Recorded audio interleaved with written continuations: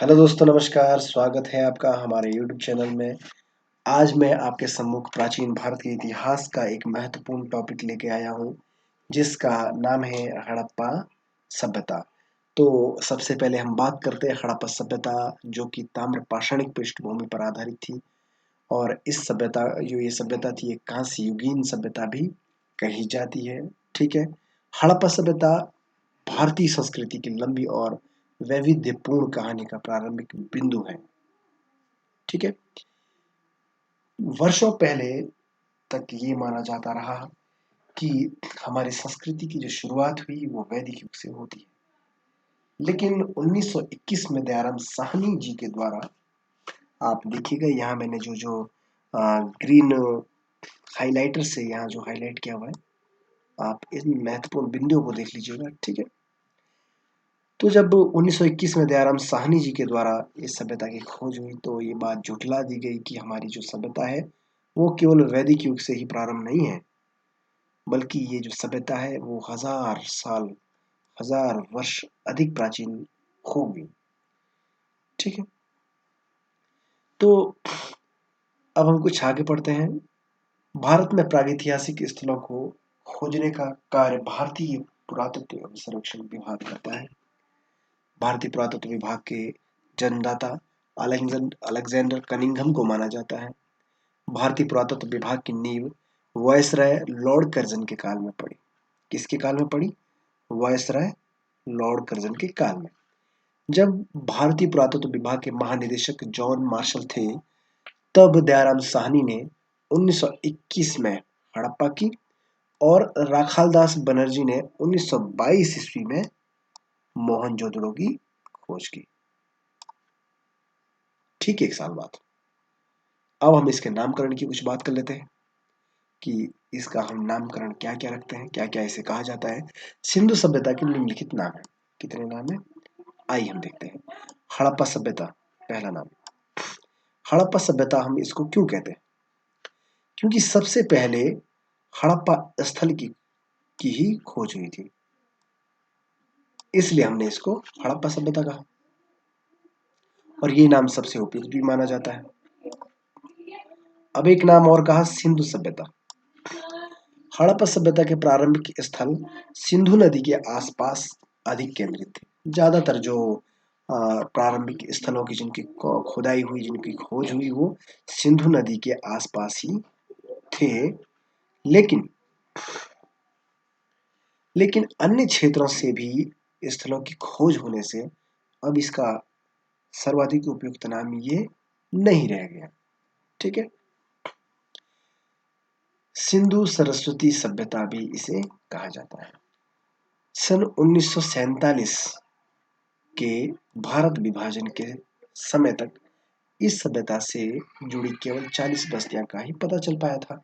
जब भारत का विभाजन हुआ 1947 में, जब भारत आजाद हुआ, और फिर जब भारत का विभाजन हुआ, भारत से पाकिस्तान अलग हुआ, तब उस समय तक केवल 40 बस्तियों का ही पता चला था।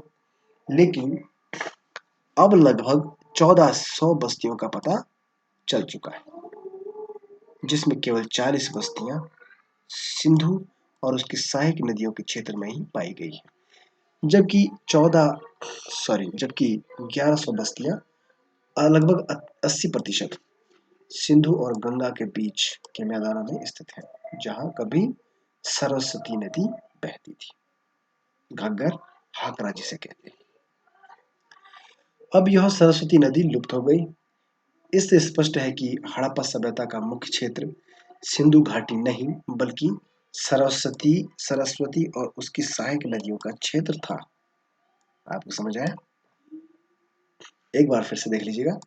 इससे स्पष्ट है कि हड़प्पा सभ्यता का मुख्य क्षेत्र सिंधु घाटी नहीं, बल्कि सरस्वती तथा उसकी सहायक नदियों का क्षेत्र था, जो सिंधु तथा गंगा के बीच में स्थित था। ठीक है।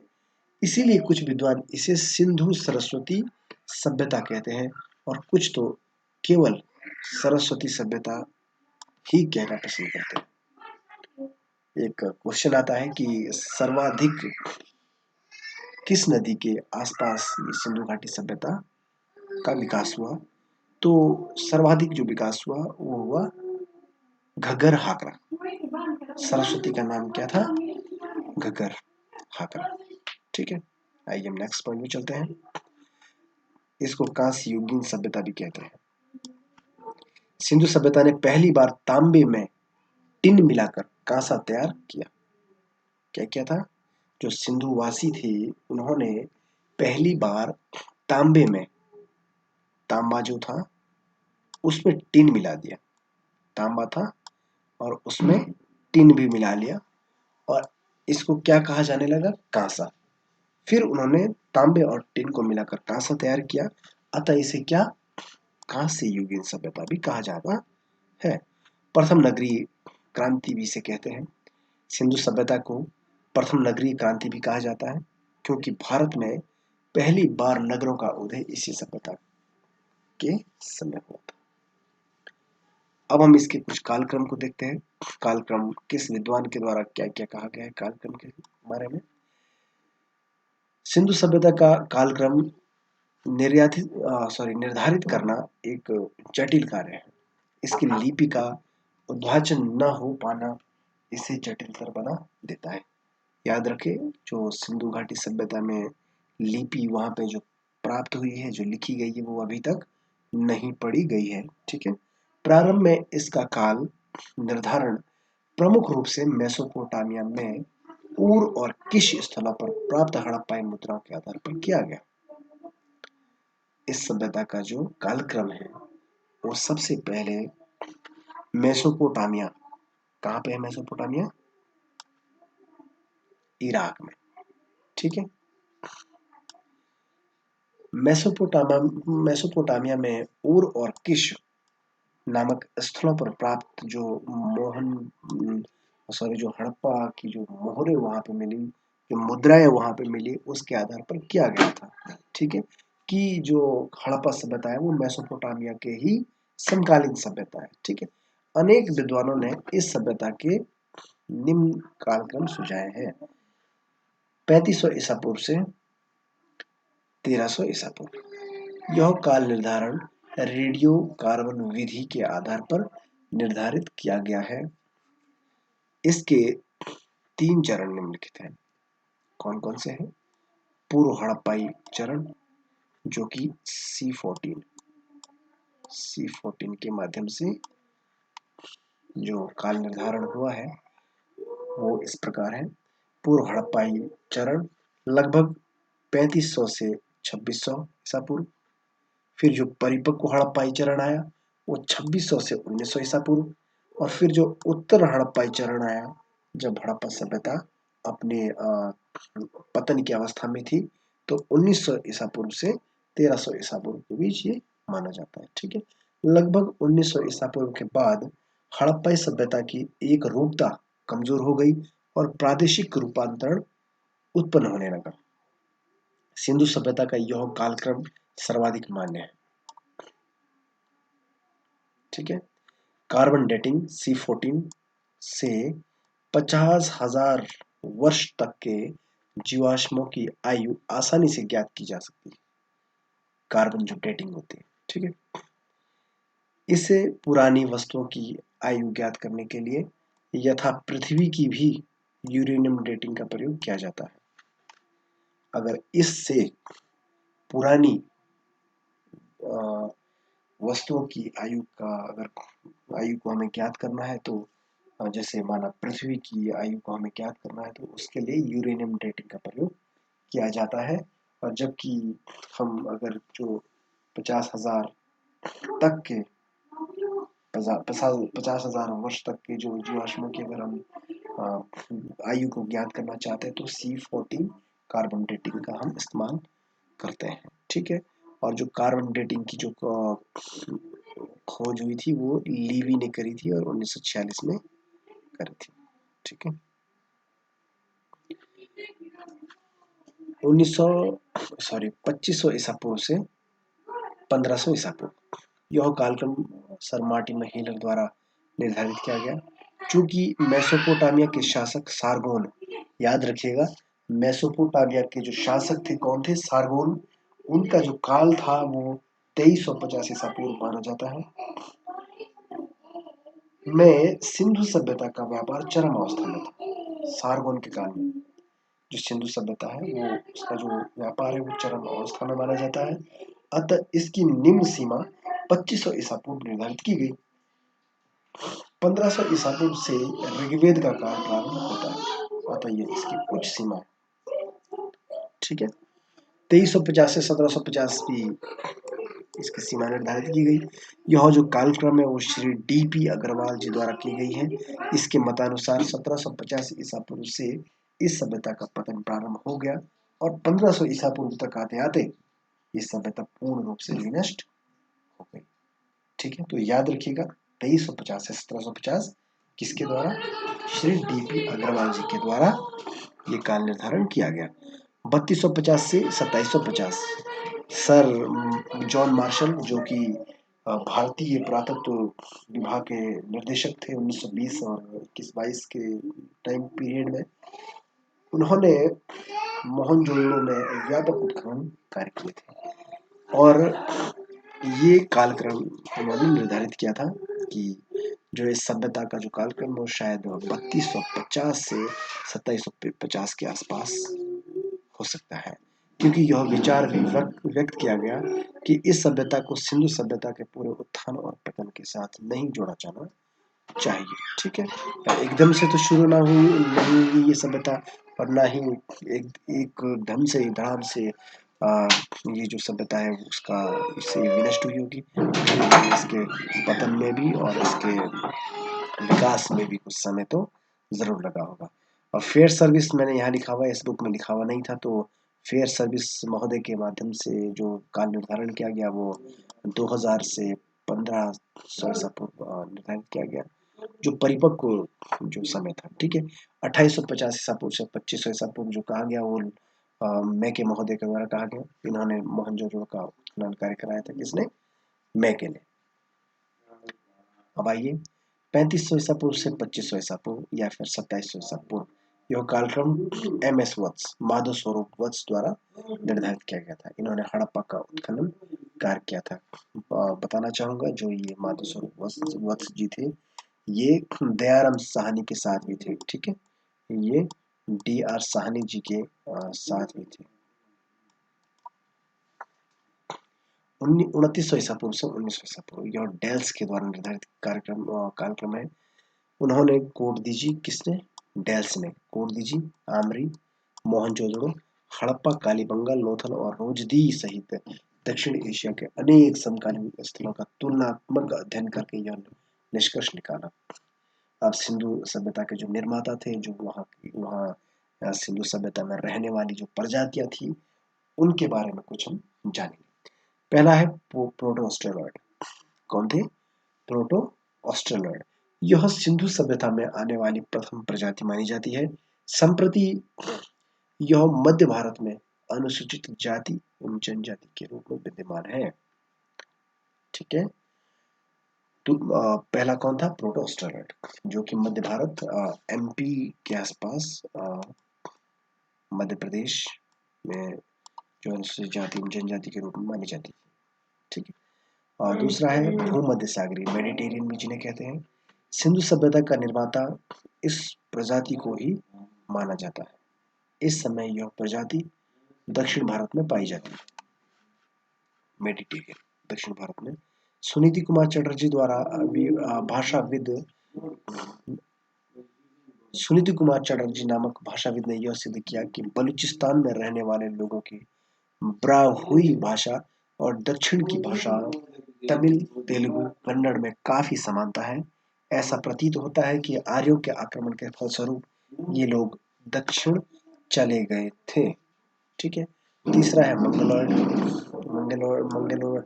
मंगोलॉइड को आप देखना, इस प्रजाति के लोग विशेषकर उप हिमालय प्रदेश में पाए जाते थे। उप हिमालय, जिनमें सिक्किम, असम, भारत म्यांमार का सीमांत क्षेत्र, चटगांव की पहाड़ी क्षेत्र प्रमुख है। कुछ लोग पश्चिमी हिमालय के कुछ भागों में भी पाए जाते हैं मंगोलॉइड। और मंगोलॉइड एक सिंधु सभ्यता में एक मूर्ति मिली है, उस पुजारी की मूर्ति, वो मंगोलॉइड ही कहा जाता है। और एक जो नर्तकी की मूर्ति मिली है मोहनजोदाड़ो से, वो प्रोटो ऑस्ट्रोलॉइड की प्रजाति की नर्तकी मानी जाती है। ठीक है। अल्पाइन चौथा आया यहाँ पे, अल्पाइन। इस प्रजाति के लोग विशेषकर सिंधु प्रदेश, गुजरात, महाराष्ट्र, कर्नाटक, तमिल प्रदेश में पाए जाते हैं। इसके अतिरिक्त मध्य गंगा और निम्न गंगा मैदान में भी पाए जाते हैं अल्पाइन। ठीक है। उद्भव के बारे में हम कुछ पढ़ेंगे।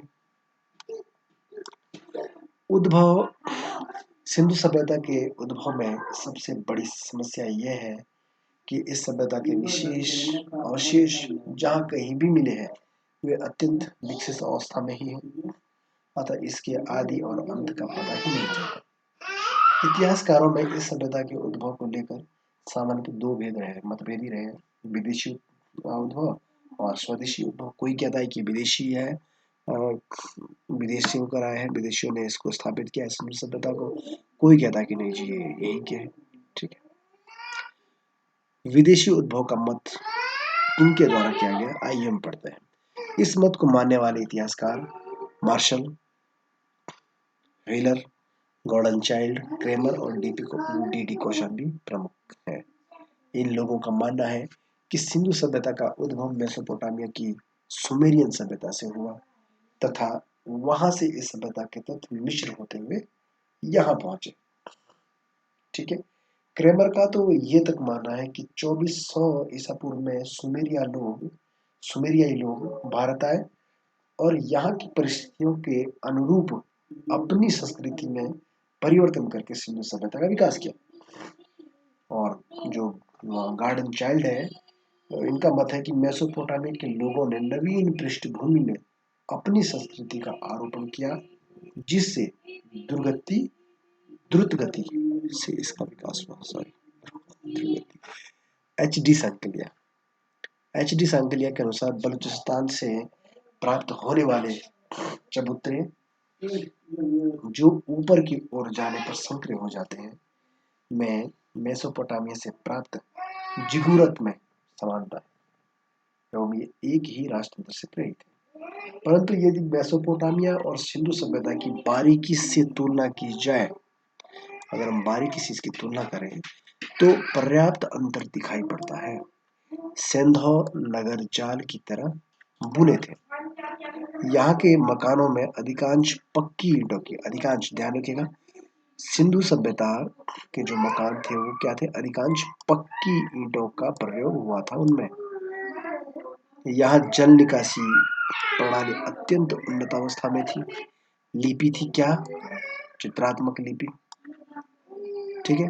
और इसके अगर विपरीत हम देखें तो मेसोपोटामिया नगर बेतरतीब बने थे, उनमें ज्यादातर कच्ची ईंटों का प्रयोग हुआ था। कहाँ पे, मेसोपोटामिया में। और जबकि सिंधु सभ्यता में पक्की ईंटों का प्रयोग हुआ था। यहाँ की जो लिपि है वो क्या थी, कीलाक्षर लिपि थी। क्या, कीलों की जैसी लिपि थी, जैसे कीलों के माध्यम से वो इधर उधर कीलें लगी हुई थी, तो वहां से ये इस प्रकार की वहां की लिपि थी। लेकिन हमारे यहाँ की जो लिपि है वो कीलाक्षर ना होके चित्राक्षर लिपि थी। मेसोपोटामिया के नगरों में मंदिरों के प्रमाण है, याद रखिएगा, मंदिरों के प्रमाण है मेसोपोटामिया में, जबकि सिंधु सभ्यता में इसका कोई प्रमाण नहीं मिलता है मंदिरों का। अतः कहा जा सकता है कि सिंधु सभ्यता के उद्भव में मेसोपोटामिया के लोगों का कोई भी योगदान नहीं है।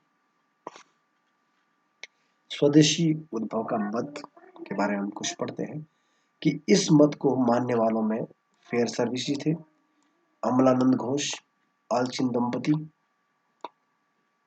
एस आर राव और डीपी अग्रवाल जी। इन विद्वानों का मानना है कि सिंधु सभ्यता का उद्भव ईरानी, बलूच और सिंधु संस्कृतियों जैसे आमरी और कोटदीजी तथा भारत की स्थानीय संस्कृतियों से हुआ है। बल्कि जो रोमिला थापर और जो फेयर सर्विस के अनुसार ये लोग कहते हैं कि बलूचिस्तान की नाल, कुली, राना घुंडई तथा सिंध की आमरी और कोटदीजी के प्राक हड़प्पन ग्रामीण संस्कृतियों से इस सभ्यता का उदय हुआ है। और जबकि प्रसिद्ध इतिहासकार अमरानंद घोष अपने शोधों से अपने रिसर्च से ये सिद्ध उन्होंने किया कि राजस्थान के बीकानेर में स्थित सोथी संस्कृति से ही इस सभ्यता का उद्भव हुआ। अब ये बहुत महत्वपूर्ण क्वेश्चन भी यहाँ से बन सकता है कि राजस्थान की कौन सी संस्कृति हड़प्पा सभ्यता की समकालीन है, तो वो है सोथी संस्कृति। उन्हें सुरकोटड़ा से सिंधु संस्कृति और सोथी संस्कृति के अवशेष साथ साथ मिले, सुरकोटड़ा से और सिंधु संस्कृति से। ठीक है, इसी तरह कालीबंगा से मिले पूर्व सिंधु संस्कृति के अवशेष सोथी से मिले अवशेषों के समान पाए जाए। जो कालीबंगा में भी अवशेष मिले वो भी सेम कैसे हैं, जैसे सोथी संस्कृति में थे। प्रसिद्ध इतिहासकार ऑल्चिन और डी.पी. अग्रवाल जी ने लिखा है कि सोथी संस्कृति कोई अलग संस्कृति नहीं थी, बल्कि सिंधु सभ्यता का ही एक प्रारंभिक रूप थी। सिंधु संस्कृति और सोथी संस्कृति दोनों मृद भांडों पर एक ही समान पीपल के पत्तों का चित्रण है। सोथी संस्कृति और सिंधु सभ्यता की जो दोनों के जो मृद भांड थे उन पर एक समान ही पीपल के पत्तों का चित्रण किया गया है। उनके मृद भांडों पर रस्सी के निशानों में भी समानता थी। जो रस्सी के निशान बने हुए थे मृद भांडों पर वो भी सेम ही थे। दोनों जगह छल्लेदार गोड़े वाले बर्तन प्राप्त हुए हैं। अतः कहा जा सकता है कि सोथी संस्कृति से ही सिंधु सभ्यता का उद्भव हुआ। ठीक है, विस्तार हम अगर इसका देखें तो विस्तार सिंधु सभ्यता का उद्भव ताम्र पाषाणिक पृष्ठभूमि पर, किसमें, ताम्र पाषाणिक पृष्ठभूमि में भारतीय हड़प्पा भारतीय उपमहाद्वीप के पश्चिमोत्तर भाग में हुआ। इस परिपक्व हड़प्पा संस्कृति का केंद्र स्थल पंजाब और सिंध में मुख्यतः सिंधु घाटी सभ्यता में पड़ता है। यहीं से इसका विस्तार दक्षिण और पूर्व की ओर हुआ। सन 1947 में भारत के विभाजन के समय तक इस सभ्यता से जुड़ी केवल 40 बस्तियों का ही पता चला था, जैसा हमने पढ़ा था। लेकिन पिछले 50 वर्षों में किए गए अनुसंधान कार्यों से इस स्थिति को पूरी तरह बदल दिया गया। अब इस संस्कृति के विभिन्न चरणों से लगभग 1400 बस्तियों की खोज की जा चुकी है।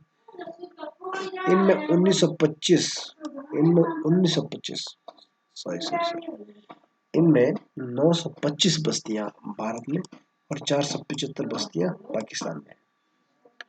इसमें भी केवल 40 बस्तियां ही सिंधु सभ्यता और उसके सहायक नदियों के क्षेत्र में पाई गई है। लगभग 1100 बस्तियां 80% सिंधु तथा गंगा के बीच के मैदानों में स्थित है, जहाँ सरस्वती नदी विद्यमान थी। यह हम पहले भी पढ़ चुके हैं, लेकिन ये सभ्यता क्या है, आज लुप्त है। लगभग 250 बस्तियां भारत में सरस्वती नदी प्रणाली के क्षेत्र से परे पाई गई है। ठीक है, घग्गर हाकरा जिसको कहते हैं, ये हम पढ़ चुके हैं। वर्तमान 3 देशों में अफगानिस्तान, पाकिस्तान और भारत में इसका विस्तार मिलता है। ये महत्वपूर्ण है, ये आप याद रखिएगा।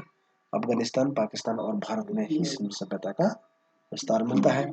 हालांकि पूरे अफगानिस्तान में इसका प्रसार नहीं था, परंतु दो महत्वपूर्ण स्थल मुंडीगाक और शुद्धगोई में इस सभ्यता के प्रमाण मिले हैं। ये क्वेश्चन बन सकता है, ये प्रश्न बनेगा कि मुंडीगाक और शुद्धगोई हड़प्पा सभ्यता के जो स्थल है वो कहाँ पे स्थित है, तो आपको मालूम होना चाहिए। और ये भी सवाल बन सकता है कि अफगानिस्तान के उन 2 प्राचीन स्थलों का नाम बताइए जो हड़प्पा सभ्यता से संबंधित है, तो वो है मुंडीगाक और शुद्धगोई। पाकिस्तान में मुख्यतः 3 क्षेत्रों में, बलूचिस्तान, सिंधु, पंजाब प्रांत में इस स्थल के प्रमाण मिले हैं, केवल 3 क्षेत्रों में। ठीक है, दक्षिण बलूचिस्तान में इसके प्रमुख स्थल, दक्षिण जो बलूचिस्तान है पाकिस्तान के दक्षिण में, इसके प्रमुख स्थल कौन कौन से हैं? सूतकांगी डोर, सूतकाको, डाबरकोट, बालाकोट थे। सिंध प्रांत में मोहनजोदड़ो, चौहदड़ो, जुडेर जोदड़ो, आमरी कोटदीजी, अलीमुराद प्रमुख स्थल थे। पंजाब प्रांत में सबसे महत्वपूर्ण स्थल कौन सा है? हड़प्पा था। इसके अतिरिक्त डेरा इस्माइल खान, जलीलपुर, रहमान डेरी, गुमला, चकपुरवानी अन्य स्थल मिलते हैं। ये कौन से हमने पढ़े? ये पाकिस्तान के जो स्थल थे, ठीक है। और यहाँ पे हमने अफगानिस्तान के कुछ स्थल पढ़े ये, ठीक है। अफगानिस्तान में मुंडे और शुद्धगुई, और पाकिस्तान में ये कुछ स्थल थे, ये आप देख लीजिएगा। और भारत में जम्मू प्रांत में मांडा, पंजाब में रोपड़, कोटन निहंग खान, चक 86 बाड़ा, चक 86, संघोल और डेर मजरा, ये कहाँ पे? जम्मू प्रांत में। और हरियाणा में बनवाली, मिताथल, सिसवल, बखावली, राखीगढ़ी और बालू। और राजस्थान में, उत्तरी राजस्थान में 2 दर्जन पुरास्थल मिले, जिसमें गंगानगर जिले में स्थित कालीबंगा सबसे महत्वपूर्ण है। राजस्थान में कालीबंगा बहुत महत्वपूर्ण है, ये आप ध्यान रखिएगा। वस्तुतः राजस्थान के समस्त सिंधु सभ्यता स्थल आधुनिक गंगानगर जिले में ही स्थित है। कालीबंगा गंगानगर जिले में स्थित है। पश्चिमी उत्तर प्रदेश में मेरठ जिले में हिंडन नदी के तट पर आलमगीरपुर स्थल है। आलमगीरपुर पश्चिम में, हिंडन नदी के तट पर, मेरठ में, मतलब यूपी उत्तर प्रदेश में। जबकि सहारनपुर जिले में बड़ा गांव तथा हुल्लास प्रमुख स्थल है। गुजरात के क्षेत्र में 2 भागों, कच्छ की खाड़ी और खंबात की खाड़ी में बांटा जा सकता है। कच्छ की खाड़ी में 3 प्रमुख स्थल है, देशलपुर, सुरकोटड़ा और धोलावीरा। कौन सी खाड़ी में? कच्छ की खाड़ी में। और खंबात की खाड़ी में लोथल, रंगपुर और रोजदी, प्रभास, पाटन, भगतराव, नागेश्वर, कुंतासी, मेघम, शिकारपुर प्रमुख है, ठीक है। और अंतिम लास्ट में मैं आपसे कुछ ये हड़प्पा सभ्यता के विस्तार क्षेत्र और उसके महत्वपूर्ण स्थल का मैप भी दिखा देता हूँ, ठीक है। ये देखिए, ये यहाँ अफगानिस्तान है, अफगानिस्तान की शुद्धगुई, ये पाकिस्तान, ठीक है। और बॉर्डर हम, ये भारत की बॉर्डर है, ये आ रही है इधर, ये, ठीक है। ये इधर पाकिस्तान, सुतकांगेडोर, सुतकाको, ठीक है। कराची यहाँ पे है। ये चौहदड़ो, देसलपुर यहाँ आ गया, ठीक है। ये गुजरात है। और आप ये सब, ये यहाँ पे आप देख सकते हैं, ये जो सिंधु नदी बह के आ रही है मानसरोवर झील से कश्मीर होते हुए, ये जो सिंधु नदी आ रही है, ये देखो सिंधु, ठीक है। यहीं पे आपका मोहनजोदड़ो, जहाँ पे जोकर जहाँ पर संस्कृति है, कोटदीजी, चौहदड़ो, आमरी, बालाकोट, ये सब इधर से ही बह रही है। और ये आपकी झेलम नदी आ रही है, मांडा ये सबसे उत्तरी जो स्थल है, ठीक है। इन नदियों के चारों तरफ कालीबंगा,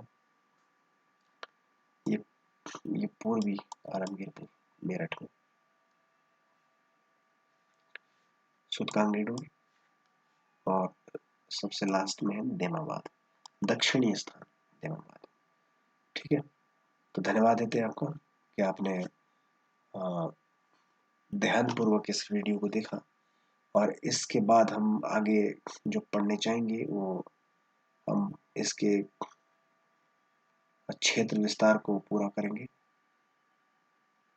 और ये जो एस के पांडे सर की बुक है, इसको मैं पूरी कोशिश करूंगा कि मैं इस पूरी पुस्तक को, पूरी किताब को मैं आपके सम्मुख यहाँ पे डिस्क्राइब करूँ, पूरी पढूं, ठीक है। और आप भी साथ साथ पढ़ते रहिएगा।